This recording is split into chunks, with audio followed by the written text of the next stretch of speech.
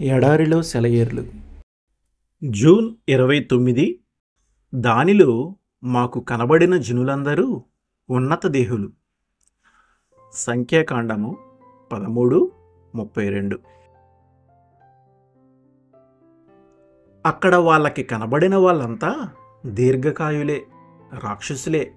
కానీ కాలేబు యెహోషువలకు మాత్రం దేవుడు కనిపించాడు. సందేహించే వాళ్ళు సనుగుతారు.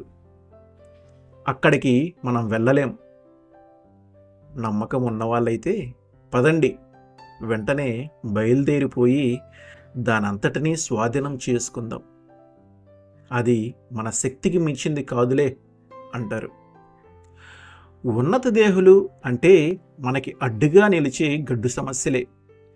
వీళ్ళు ఎక్కడ పడితే అక్కడ విచ్చలవిడిగా తిరుగుతూ ఉంటారు. ఈ రాక్షసులు మన కుటుంబాల్లో ఉన్నారు, మన సంఘంలో, మన సమాజంలో ఉన్నారు, మన హృదయంలో ఉన్నారు. వాళ్ళని ఓడించాలి. లేదా ఈ సందేహించే ఇజ్రాయేలు గూఢాచారులు కానాను నివాసుల గురించి భయపడినట్టు ఆ ఉన్నత దేహులు మనల్ని తినేస్తారు. విశ్వాస వీరులన్నారు, వాళ్ళు మనకి ఆహారం, వాళ్ళని మింగేద్దాం పదండి అంటే ఈ ఉన్నత దేహులున్నారు కాబట్టి వాళ్ళని ఓడించటం ద్వారా మన బలాన్ని నిరూపించుకుందాం. వాళ్ళు లేకపోయినట్లయితే ఈ అవకాశం మనకు ఉండేది కాదు కదా. ఇకపోతే మనకి జయించే విశ్వాసం గనక లేకపోతే మనం వెళ్ళే దారిలో రాక్షసులు మనల్ని లొంగదీసుకొని తినేస్తారు. యెహోషువ, కాలేబులకున్న విశ్వాసాన్ని మనము నేర్చుకుందాం. దేవుని వైపుకు చూస్తే మన కష్టాలను ఆయనే తీరుస్తాడు. మన పనిని మనం చేయడానికి వెళ్ళే దారిలోనే ఈ దీర్ఘకాయులు మనకు తారసపడతారు. ఇశ్రాయేలీలు ముందుకి అడుగు వేయబోతున్న సమయంలోనే ఈ దీర్ఘకాయుల బెడద వచ్చి పడింది. చెయ్యవలసిన పని మానుకొని వెనక్కి తిరిగితే ఏ రాక్షసుడు వాళ్ళ జోలికి రాలేడు. అందరూ అనుకుంటారు మన జీవితాల్లో దేవుని శక్తి మనల్ని అన్ని సంఘర్షణలకి, శోధనలకి అతీతంగా ఉంచుతుందని. కానీ నిజమేమిటంటే దేవుని శక్తి మనల్ని సంఘర్షణలకి, శోధనలకి ముఖాముఖిగా తీసుకొచ్చి నిలబెడుతుంది. రోమ్ పట్టణానికి మిషనరీగా పౌలు ప్రయాణమై వెళుతుంటే దేవుడు తన శక్తి వలన పౌలుకి తుఫానులు, పెనుగాలులు, శత్రువులు ఏమీ ఎదురుపడకుండా సుఖమైన ప్రయాణాన్ని అనుగ్రహించవచ్చుగా.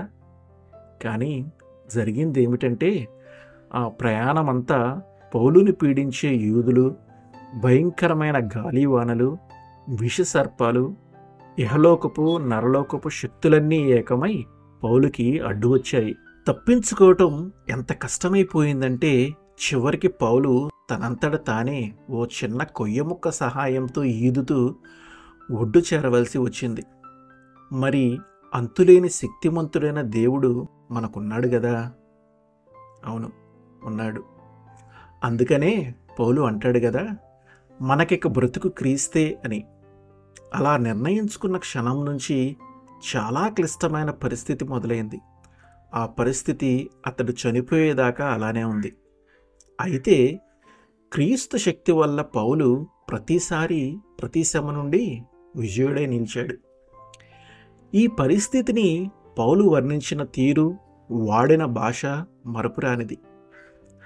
ఎటుబోయినను శ్రమపడుచున్నాను, ఇరికింపబడు వారము కాము, అపాయములో ఉన్నను కేవలము ఉపాయము లేని వారము కాము,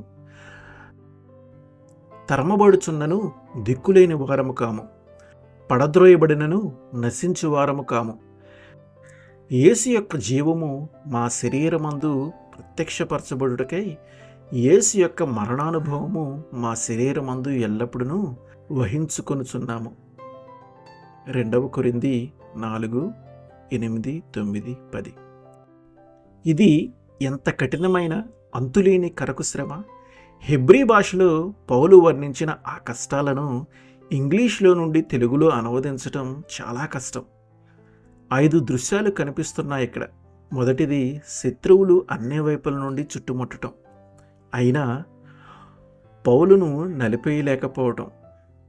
ఎందుకంటే పరలోకపు పోలీసులు ఆ గుంపుల్ని చెదరగొట్టి పౌలు తప్పించుకు వెళ్ళటానికి చాలినంత దారిని ఏర్పాటు చేసేవారు. అంటే శత్రువులు ఆవరించారు కానీ మేము నలిగిపోలేదు అని అర్థం.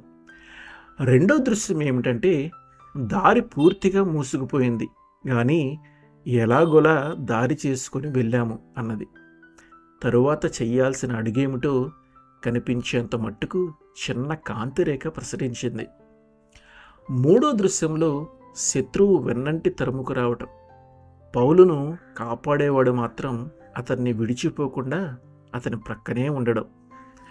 నాలుగో దృశ్యం హృదయానికి మరీ హత్తుకుపోయేదిగా ఉంది. శత్రువు పౌలుని తరిమి పట్టుకోగలిగాడు.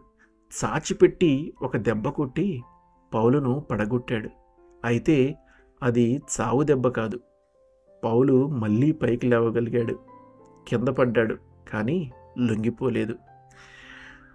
చివరిగా చావు గురించి మాట్లాడుతున్నాడు. యేసు యొక్క మరణానుభవము మా శరీరమందు వహిస్తున్నాము కానీ అతడు చనిపోవటం లేదు.